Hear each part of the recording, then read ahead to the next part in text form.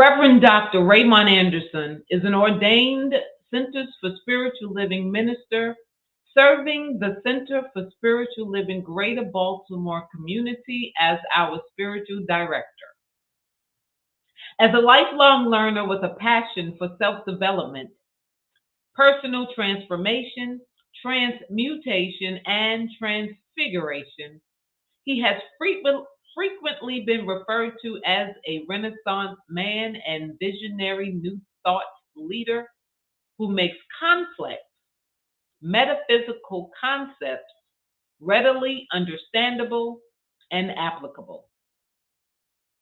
His mission is to live, move, and be an active member of society who serves to educate, elucidate, and emancipate people and communities to awaken and empower themselves. ACTIVE is an acronym that stands for authentic, compassionate, transparent, inspired, vibrant, and empowered. And he continues to live his bliss as a teacher, minister, author, workshop and seminar facilitator, visual artist, ASL interpreter, and ASL performing artist, mentor, father, grandfather, and more. I like saying that. I give you Reverend Dr. Ray.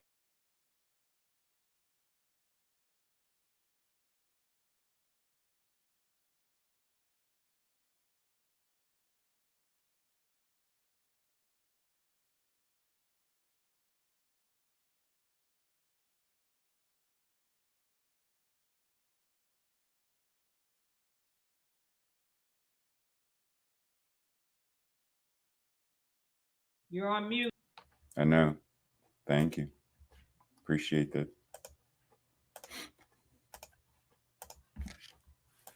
Technical difficulties. So it happens when you're multitasking, doing Facebook, YouTube, and yeah.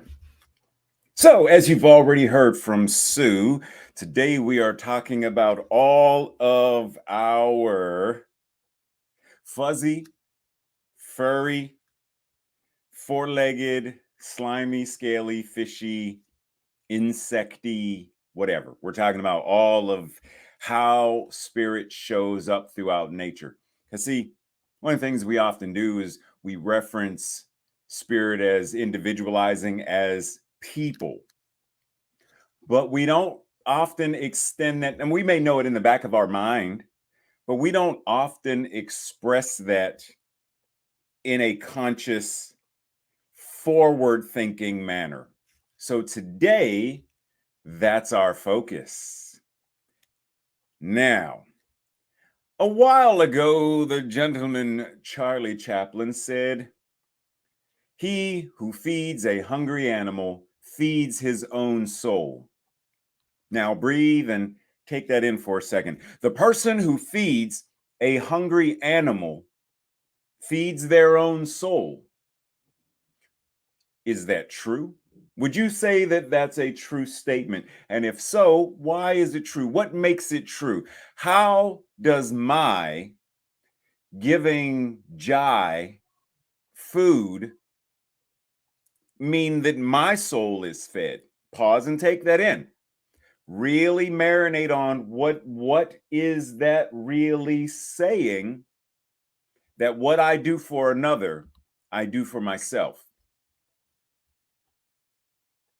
Ernest Holmes says, "We believe in the incarnation of the spirit, in everyone, everything, and that all people, all life are individualized incarnations of this one spirit." So everything, including those, I can't think of what they're called right now.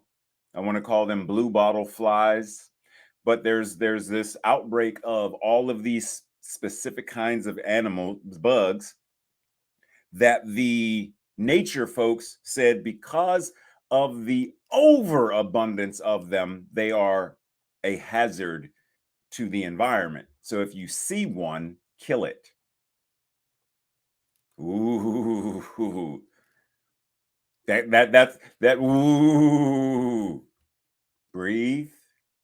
Breathe. I'm going to leave that right there. Just breathe. We believe in the incarnation of spirit as everything, everyone, everything. And that it is incarnating, individualizing, and expressing itself in, through, and as everyone and everything. Everyone and everything. So once again, when we think of our animal siblings, who are also divine incarnations of God, we tend to place certain ones above and certain ones below. How many people are going to see the little baby in the lower corner with the goat? Yeah, of course I let the goat touch my face. Of course, but I don't want the bees on my face. I know Tracy doesn't even want the butterfly on her finger. She said, nope. Right? But so there are layers and levels. Now, the invitation, I'm not saying run out and invite the bees to cover your head and, play in your hand. It's not what we're saying. We're saying, are you able to find the divinity within all of them, all of it? Are you able to not necessarily touch it with your hand, but touch it with your heart? Meaning, are you able to use insecticides, right, that are not harmful to nature? See, there are certain things that we will spray or we will do, or weed killers or things that we use that actually harm. So, for example, say you want to stop a certain weed, which is simply a plant you don't know what it's used for or what its use is. Suppose you want to kill a weed. You want to eliminate a weed. Well, the spray, the pesticide that you are using, the weed killer, actually kills bees. Well, we need bees. Oh, it's killing the butterflies too. So how do we use whatever we're going to use? Homemade stuff. I finally convinced Tracy to start doing that, using environmentally safe ingredients, so we are not killing the bees and the butterflies, the geese who eat the grass and stuff, right? So it's being mindful. How do we honor and recognize the divine in all, as all? Anthony Douglas Williams says, when I look into the eyes of an animal, I do not see an animal. I see a living being. I see a friend. I feel a soul. I see a living being when I look into the eyes of an animal, a friend, and I feel a soul. Now, it doesn't matter what the animal is. There are some people who don't like cats, but in your, I don't like cats, that's not my thing, can you still recognize its divinity as a living being, as a friend made of the same God stuff? And can you feel its soul as God? Even though you don't like cats, aren't your thing, you might be allergic to them, but can you still be in an environment, a consciousness of namaste, even with the animal that you may not necessarily like, but can you still love? Can you still look into its eyes, whatever it is, and love? Even if it's an insect, can you love? Even if it's an insect that you don't want in your house, so I'm getting rid of it, I got to get it out. Can you still anchor and ground in a consciousness of, I don't simply see a bug, I don't simply see a cat, I don't simply see a whatever it is, I see a living being. I see a friend made of the same God stuff, and I feel a soul. Can you? Are you willing to? Anatole France says, until one has loved an animal, a part of one's soul remains unawakened. Why? What is it about loving or nurturing or caring for an animal? And keep in mind that humans are mammals as well. So until one has truly loved an animal, those furry, fuzzy, scaly, until you have connected on that level, one's soul remains unawakened. I'm going to let you marinate on that one. Joel Goldsmith says, the reading of the books will tell you of your I amness. But then you must turn away from the books into meditation, into your spiritual practices, and therein realize the I am. See, reading about it and embodying it, two very different things. You've heard me say before, I can read all the recipe books in Barnes and Noble. I can read about it. 2 cups of flour, teaspoon of salt, and 3 eggs. I can read all of that. I can even look at the pictures of, oh, that looks tasty. But it's not going to quench, it's not going to quell my hunger. It's not going to keep me alive. I must embody and not even tear the page out and eat the page, because it's a picture of chocolate cake. How come it don't taste like chocolate cake? It tastes like soft cardboard, because it and the thing itself are 2 different things. So reading about your I amness, reading about the I amness of all nature and creation, all animals, etc., reading about it, hearing about it right now, very different than actively engaging in your spiritual life, your spiritual practices, embodying it, and living, moving, and having a realized experience of that I am. That's the invitation. Because that invitation moves us into this space of agape, which is talked about in the Judeo-Christian Bible quite a bit. It is the highest form of love because it transcends and persists regardless of circumstances. In other words, it is unconditional love. It is unconditionally offered. It is given without restrictions or requirements. I love because I am love. I love because you are love, agape. Not, I will love you if you give me.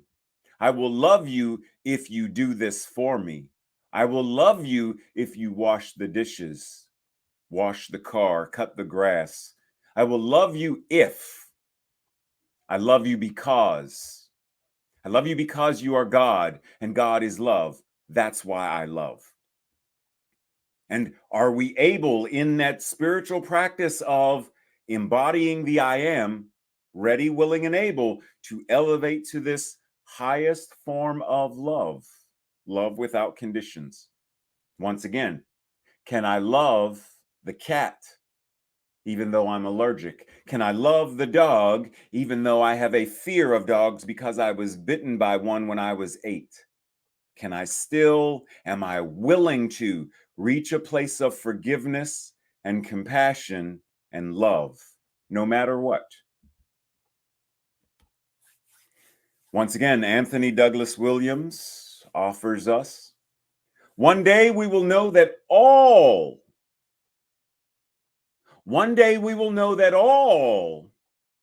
animals have a soul. One day we will, don't we know that now? No, some of us don't. Okay, cool. One day we will know that all animals have a soul, and hopefully this knowledge does not come when it's too late. Too late? What do you mean too late? Anthony, what do you mean too late? Well, if you don't realize and value them, then you will continue to kill the bees. No bees, no pollination. No pollination, no life. Say what? If you continue to kill rampantly animals for sport, one day you will wake up and the only elephants that you will know are the stuffed ones in the museum and the photos of them and maybe some skeletons of them. You will not have them in real life anymore. Hunting tigers as they go extinct for sport, not for food, not for survival, but simply so you can take a photo beside one because you're a big bad hunter with your amazing weapon of death. One day you will wake up and it'll be too late. Breathe.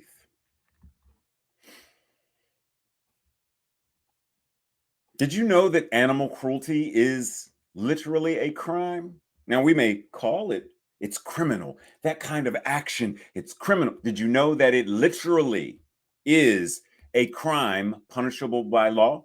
Did you know that if your neighbors or someone you know is exhibiting animal cruelty, whether that's to a pet, whether that's farmers who put chickens and cows, etc., in very inhumane, say that again, inhumane conditions, whether that's in the circus where people abuse the animals in the circus, animals that are supposed to be entertaining us, but they're being beaten behind the scenes. Did you know that we have the ability, and that truthfully, it's our spiritual imperative to make a phone call, send an email, and report it? That's what it means to be spiritually accountable and responsible rather than complicit. Just take that in. Because if we are truly going to understand and respect this idea of God is all there is, if I were to see someone beat their child in their front yard, would I dial 911 and call the authorities because they're beating their child with a broom or a belt, an extension cord? Would I call the authorities?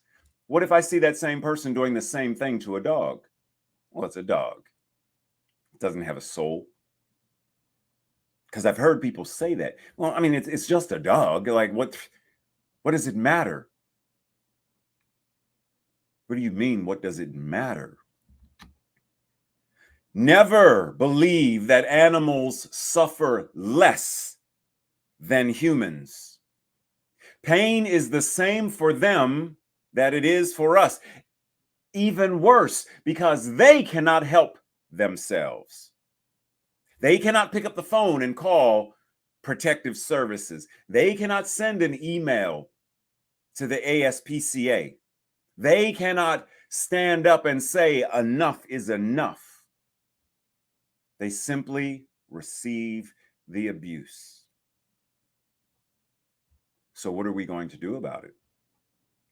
If we are going to recognize and say that God is all there is, and someone who is God is treating another individualized expression of God in that way, what do we do? What do we say? What are we willing to do and say? Breathe. Now, you may be wondering, what do these 6 men have to do with what we are talking about? 1, do you know who these 6 men are? Because if you can recognize at least 2 of them, maybe you recognize Jeffrey Dahmer, maybe you recognize Ted Bundy, I don't know. But if you can recognize, then you're like, okay, so it's like that old song in Sesame Street. even though all of these do belong. One of these things doesn't belong here, right? But all of these belong here. Now, what do they have in common other than being serial killers? According to the FBI, most serial killers, most school shooters, and most mass murderers tortured animals as children. Most serial killers, most school shooters, and most mass murderers tortured an individualized expression of God when they were children. And then they grow into adults who continue to torture individualized expressions of God. Only difference is now those individualized expressions are human. See, we have a responsibility in our spiritual practice to shift the paradigm that creates this. So it's not just about, oh, I love butterflies, they're so cute. It's not about I love bumblebees. They make honey. It's not about I love my puppy and I love my kitten and oh, Jane Goodall and the monkeys are, oh, it's so cute. Ooh, ooh, ooh, ooh, oh, that's so cute.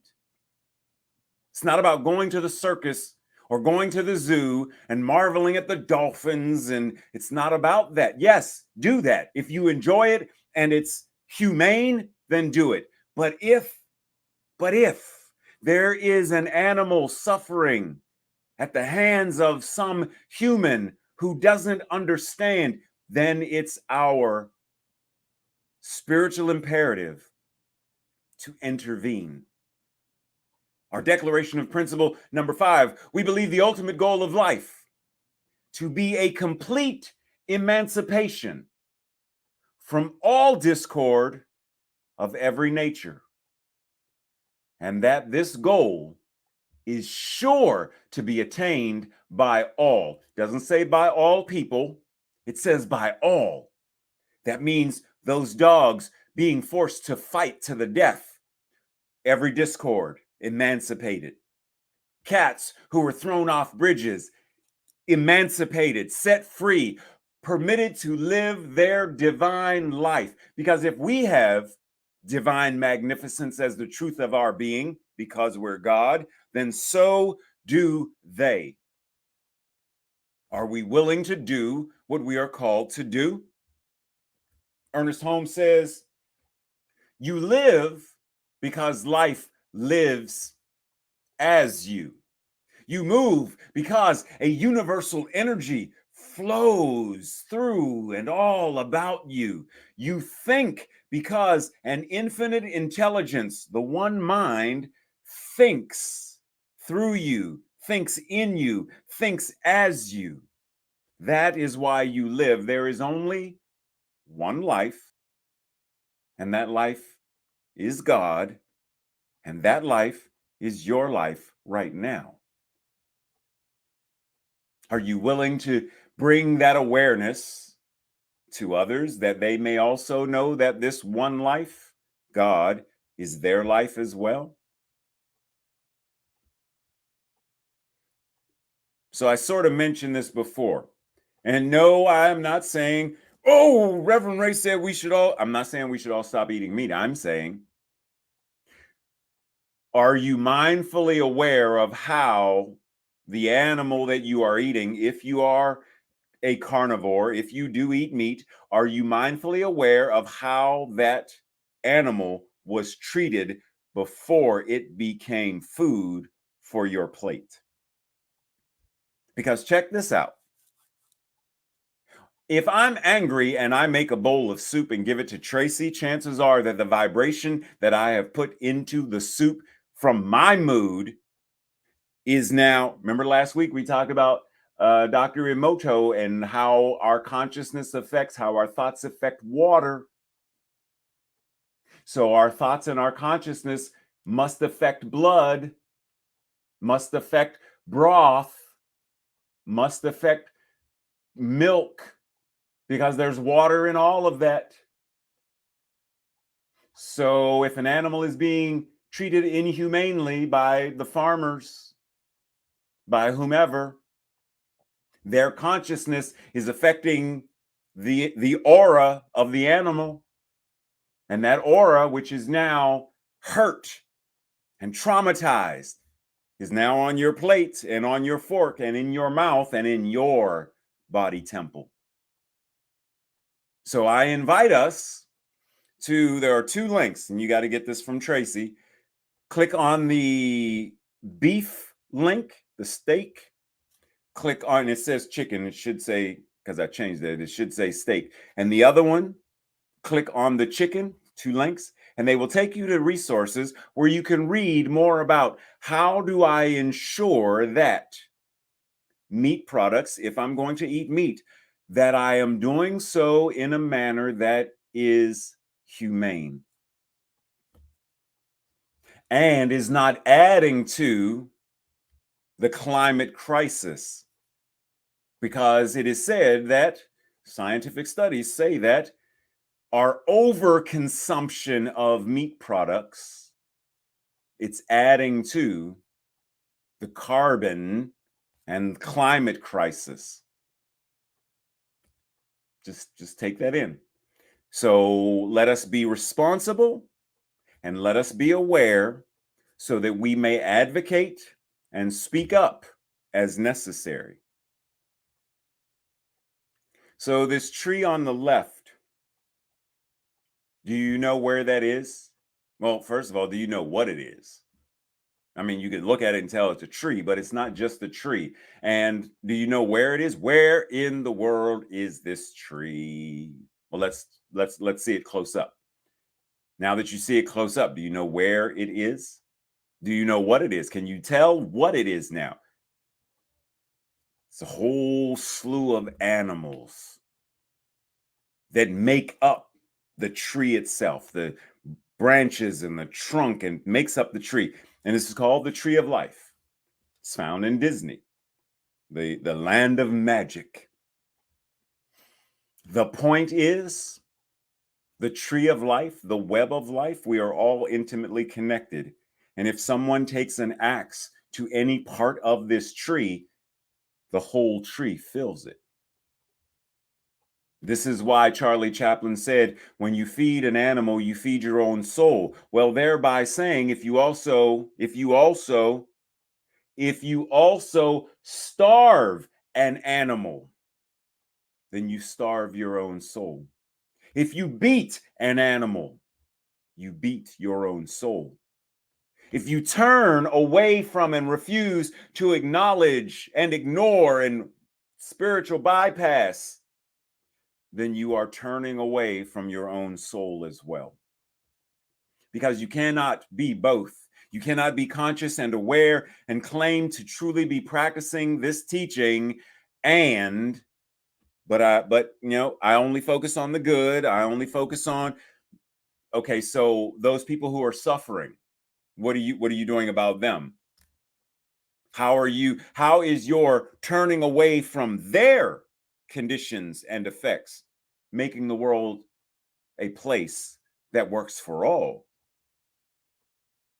You recognizing that your neighbors are beating or fighting with their animals.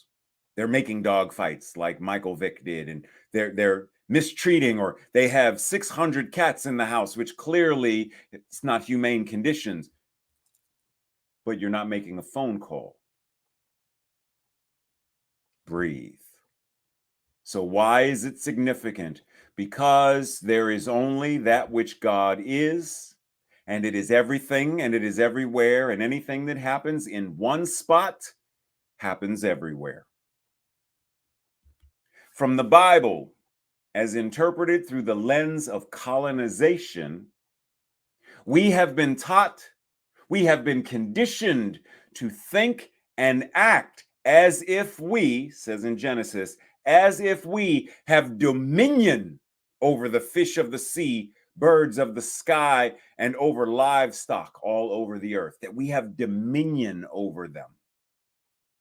That God says to Adam and Eve, be fruitful and increase in number, fill the earth and subdue it. Rule over the fish, the birds, and every other living creature. Rule over them. This consciousness says nothing about respecting nature, honoring nature, and the living creatures on the land, in the sea, or in the air. And yet, this is precisely what we are being called to do right now, to recognize, to honor, to support, to nurture, to help. This is what it means to live in an interdependent, interconnected, and meta-dependent and meta-connected way, knowing God as all and honoring all as such. This week's practice: to journal, to converse about, to meditate about.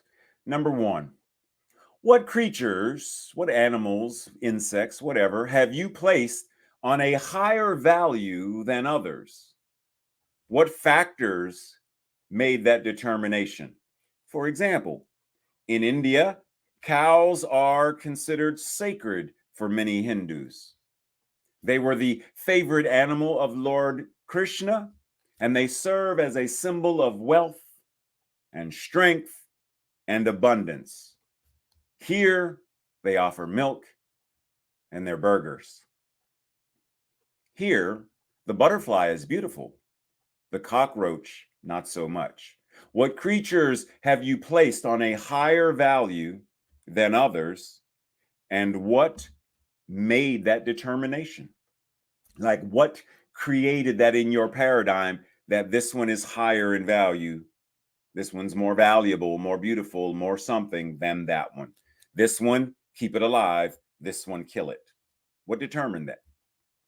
Number two, research and educate yourself about how you can be more supportive of all creatures, of all creation.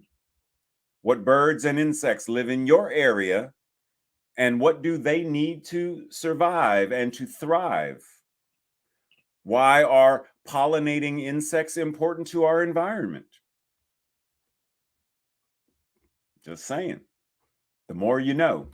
And then lastly, have a conversation with 4 people about the spiritual imperative for us as religious scientists as it relates to how we treat all, not some, how we treat all life. Breathe. This week's declaration, our affirmation, I will say it first, and if you feel in alignment with it, say it with me on the second go round. I embrace all of life, including the fuzzy, furry, fishy, large, and tiny. I embrace it all. Together, I embrace all of life, including the fuzzy, furry, fishy, large, and tiny. I embrace all. Breathe.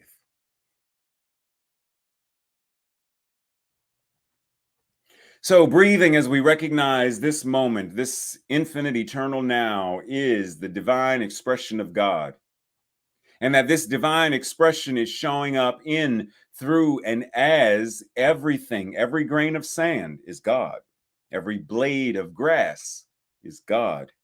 Every worm, every bee, every spider, every duck, every elephant, every animal, no matter if it has fur, scales, fuzz, I don't know what else there is, but whatever it is, it has to be God as well. So we celebrate and honor all of the ways that God shows up. We remove the disguise of ugly animal, ugly bug. Now take that disguise off and see it for what it truly is, spirit incarnating. And recognize that in seeing that, we understand that it truly is a wonderful world, and we are committed to keeping it a wonderful world for the generations to come. Breathe. And recognizing that the law says yes to this, and everything that was sung, everything that was prayed, everything that was meditated, all of it, the law says yes, which means it's already answered prayer. So together we say, and so it is. Namaste, blessings, much love to you all.